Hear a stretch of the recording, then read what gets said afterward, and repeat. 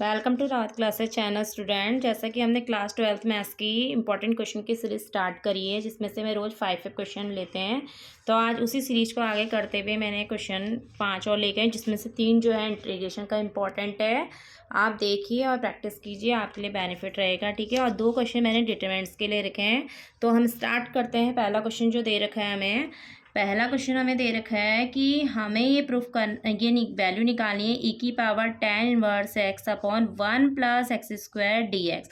ऐसे क्वेश्चनों में हम क्या करते हैं, सब्स्टिट्यूशन मेथड का यूज़ करते हैं कि किसका हम किसको टी माने हैं, किसको हम क्या माने कि उसका हमें डिफ्रेंशिएशन मिल जाए, ठीक है। डिफ्रेंशिएशन जो होता है वो इंटीग्रेशन का क्या होता है, अपोज होता है। ये तो सभी को पता होगा, ठीक है। तो देखिए कैसे करेंगे। हमने tan−1 का जब हम डिफ्रेंशिएशन करते हैं तो हमें क्या मिलता है, 1/1+x²। तो लेट tan−1 को हम क्या मानेंगे, टी। फिर लिखेंगे डिफ्रेंशिएशन विथ रिस्पेक्ट टू क्या, x ऑन बोथ साइड, ठीक है।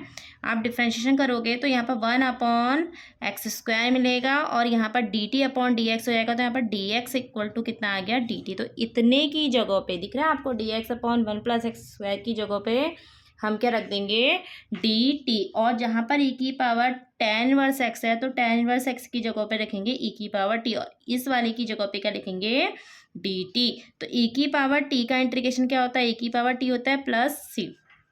अब हम t की वैल्यू को यहाँ क्या कर देंगे, पुट कर देंगे।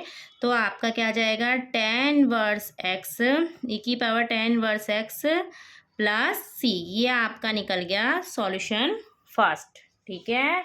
Integration, this is the most important part of the mathematics of class 12th, ठीक है। बहुत इंपॉर्टेंट पार्ट होता है, इसी से क्वेश्चन बहुत ज़्यादा आते हैं। देखो सॉल्यूशन 2, इसमें सॉल्यूशन 2 जो इसका क्वेश्चन दे रखा है 1+cot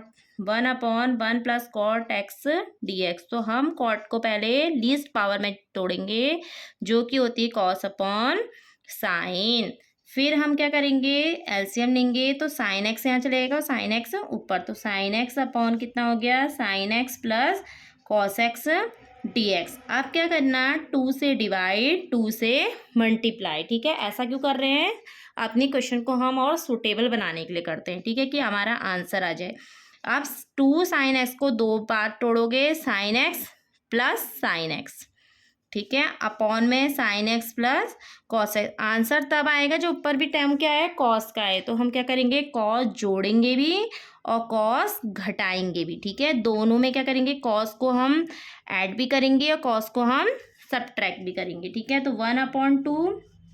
अब डिस्ट्रीब्यूटर प्रॉपर्टी लिखो। इट मीन्स ये जो अपॉन में sin x plus cos x है ना, इसको इसके अपॉन में भी और इसको इसके अपॉन में भी, इसको कहते हैं डिस्ट्रीब्यूटर प्रॉपर्टीज, ठीक है।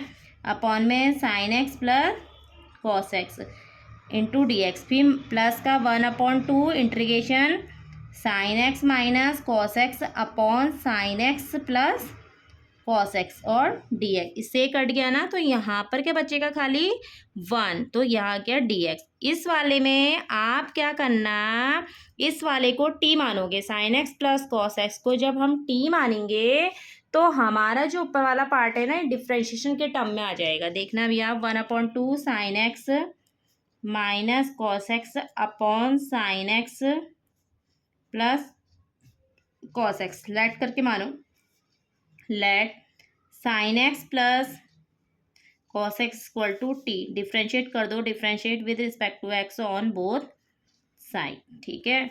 तो साइन का कितना हो गया, cos x, और यहाँ पर कितना हो गया, माइनस का sin x dx। अब हम क्या करेंगे, इसमें से जब या इसमें से ही माइनसिंग कॉमन ले लो, तो यहाँ पर ये क्या हो जाएगा, माइनस वाला प्लस हो जाएगा, प्लस वाला माइनस हो जाएगा, ठीक है। अब वैल्यू पुट कर दीजिए, वैल्यू पुट करी तो माइनस बाहर आ गया, 1/2 इतने की जगह पे ये क्या आ जाएगा, dt। और हमने इसको क्या माना, t, ठीक है। अब हम क्या करेंगे, इंटीग्रेट कर देंगे। इंटीग्रेट करेंगे तो यहाँ पर जब x का इंटीग्रेट करोगे तो आपका क्या आ जाएगा, mod x। mod x इसलिए लिखा है मैंने, यदि x की वैल्यू प्लस की आ रही है तो प्लस ही होगा, माइनस की भी आ रही है तो वो भी प्लस हो जाएगा, ठीक है। तो 1/t का इंटीग्रेट होता है log t, log mod t plus c। अब यहाँ पर t की वैल्यू को आप पुट कर दीजिए। हमने t माना है ना, t क्या माना था हमने, sin x plus cos x plus C. ये आया हमारा आंसर, सॉल्यूशन नंबर 2। ठीक है, बहुत सिंपल क्वेश्चन है, पर थोड़ा सा प्रैक्टिस करने की बहुत ज़रूरत है, क्योंकि इन क्वेश्चनों में प्रैक्टिस के बिना कुछ नहीं हो सकता। थर्ड क्वेश्चन है, ये मैंने बाय पार्ट्स ले रखा है, जिसमें हम फॉर्मूला भी मैं बताती हूँ, यूवी का जो फॉर्मूला होता है। देखो थर्ड क्वेश्चन हमें दे रखा है, हमने लिया है third question, integration x sine 3x dx। ये आपने पढ़ा होगा, आइलेट प्रॉपर्टीज होती है एक। आइलेट मतलब क्या होता है, जरा ध्यान दीजिए, किसको हम सबसे पहले प्रेफरेंस देते हैं। इंटीग्रेट पार्ट, एल मतलब लॉग पार्ट, एल मतलब ए मतलब एल्जेब्रिक पार्ट, एल्जेब्रिक पार्ट मतलब एक्स वाई जेड, टी मतलब ट्रिग्नोमेट्री पार्ट, ई मतलब एक्सपोनेंशियल पार्ट जो ई की पावर में आते हैं। तो सबसे पहले हम प्रेफरेंस देंगे एक्स को, ये है फर्स्ट फंक्शन और ये है हमारा सेकंड, क्योंकि यहाँ पर ट्रिग्नोमेट्री पार्ट्स आ रखा है। ठीक है, तो यूवी का फॉर्मूला होता है, फॉर्मूला नोट कर लीजिए, यूवी का फॉर्मूला होता है, जब इंटीग्रेट करते हैं यू, यहाँ पर वी डी एक्स माइनस जो बाहर लिखा है उसी का इंटीग्रेशन, फिर अंदर फिर से नहीं जो बाहर लिखा है उसका डिफ्रेंशिएशन करते हैं हम, फिर हम इंटीग्रेट करेंगे वी वाले पार्ट को, फिर हम होल पार्ट का जो भी आएगा उसका फिर से क्या कर देते हैं, इंटीग्रेट कर देते हैं। ठीक है, देखिए कैसे करेंगे। फर्स्ट फंक्शन हमारा क्या है, एक्स, इसको बाहर लिया, और sine x sine 3x dx। U जो होता है ना फर्स्ट फंक्शन माना है मैंने, और जो वी है सेकंड फंक्शन माना है। ठीक है, minus integrate D by D x, first function का क्या करना है, हमने डिफ्रेंशिएशन करना है, फिर इंटीग्रेट करना है जो चीज़ सेकंड फंक्शन है साइन 3x dx, जो आंसर आएगा उसका फिर से होल इंटीग्रेशन करेंगे। ठीक है, बाय पार्ट करते रहते हैं इसमें। साइन 3x का इंटीग्रेशन होता है कॉस 3x, अपॉन में आ जाएगा 3। ठीक है, इंटीग्रेट हम जब हम डिफ्रेंशिएशन करते हैं एक्स का, तो एक्स का डिफ्रेंशिएशन क्या होता है 1, और यहाँ पर साइन 3x का जो इंटीग्रेशन होता है वो होता है माइनस आ जाता है। ठीक है, क्योंकि कॉस का जब डिफ्रेंशिएशन करते हैं ना माइनस का साइन आता है, तो अपोजिट हो जाता है यहाँ पर। तो यहाँ पर कितना हो जाएगा, माइनस का कॉस 3x अपॉन 3। ठीक है, तो ये कितना हो गया, -1/3 x cos 3x minus minus plus 1/3 बाहर हुआ, तो कॉस 3x dx, तो माइनस का 1/3 x cos 3x plus cos 3x का फिर से हम इंटीग्रेट करेंगे, फिर इंटीग्रेट करने पर हमारा यहाँ पर कितना आ जाएगा, ये साइन 3x अपॉन 3 3 जा 9, क्योंकि अपॉन में 3 आएगा ना, 3 3 जा 9 प्लस सी। ये आपका आया हमारा इसका आंसर। ठीक है, इतना सिंपल क्वेश्चन है, इनको करिए बाय पार्ट्स, फॉर्मूला याद होना चाहिए इसका। ठीक है, बिना फॉर्मूले के कुछ नहीं होगा इसमें। फोर्थ क्वेश्चन मैंने डिटरमिनेंट्स का लिया है। फोर्थ क्वेश्चन हमारा क्या दे रखा है, इसका सॉल्यूशन 4 देखिए क्या है। Determinants x plus y, y plus z, z plus x, z x y 1 1 1। तो हम क्या करेंगे ना, इसको बाय प्रॉपर्टीज से करते हैं। बाय प्रॉपर्टीज में पढ़ा होगा, किसी डिटरमिनेंट्स की दो लाइन, ये दो रो या दो कॉलम दोनों आइडेंटिकल होते हैं, आइडेंटिकल मतलब सेम होते हैं, तो उसकी वैल्यू क्या होती है, 0 होती है। देखो हम इसको कैसे बनाएंगे, ये दोनों सेम है ना, इन दोनों को ऐड कर दीजिए। मैंने यहाँ पे लिखा R1 में क्या करा मैंने, R1 प्लस R2, तो क्या करा इसमें इसको जोड़ा तो कितना आ गया, x plus y plus z, y plus z plus x, z plus x plus y. ये एज इट जैसा है वैसे ही आएगा, जेड एक्स और वाई 1 1 1। कॉमन निकाल देंगे, कॉमन निकाला तो x plus y plus z, अंदर क्या बचेगा 1 1 1, यहाँ पर जेड एक्स वाई 1 1 1, दोनों सेम आ रही है ना, दो रो या दो कॉलम यदि आइडेंटिकल होते हैं तो उसकी वैल्यू कितनी आती है, 0। तो 0 के किसी से भी मल्टीप्लाई करोगे तो क्या आ जाएगा, 0। ये प्रॉपर्टी से हुआ है। ठीक है, third question, fifth question last जो है वो क्वेश्चन आपको दे रखा है, क्वेश्चन दे रखा है 1 1 1 कॉलम वाइज वॉल्यूम है, ABCBCCA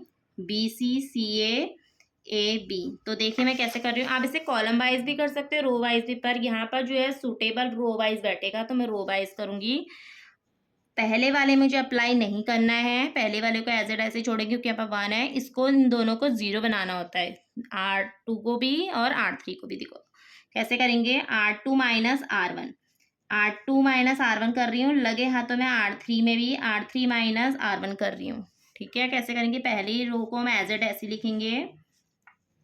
1 में से 1 गया कितना है 0, B माइनस ए, इन दोनों में CA माइनस BC, 1 में से 1 गया 0, C minus a b minus BC।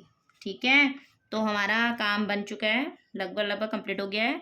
अब हम इसको एक्सपेंड कर देंगे R1 के, तो यहाँ से देखो ऐसे करा तो ये पार्ट निकलेगा। जब 1 और 0 0 होते हैं ना, तो ये चीज़ आती है जो अंदर बच रखी है। ठीक है, तो यहाँ पर क्या आएगा, B माइनस ए, दोनों में से कॉमन निकाल लो, C, A minus B, C minus A, B common, A minus C। अब हम क्या करेंगे, इसमें से भी माइनस चिन्ह कॉमन ले लेंगे।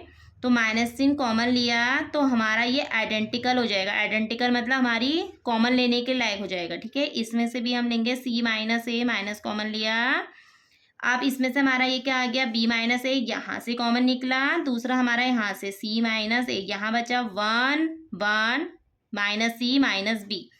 अब इसको सॉल्व कर लीजिए। सॉल्व करने में माइनस बी की यहाँ मल्टीप्लाई हो गया। ऐसे करने में क्या होता है, माइनस आता है ना साइन, तो माइनस माइनस प्लस सी। देखिए आपका आ गया आंसर, बी माइनस ए, सी माइनस ए, सी माइनस बी। अब इसको जिस तरह से आपको लेना है ना वैसे ले लीजिए। यहाँ पर ए माइनस बी, माइनस इन कॉमन लिया, ए माइनस बी।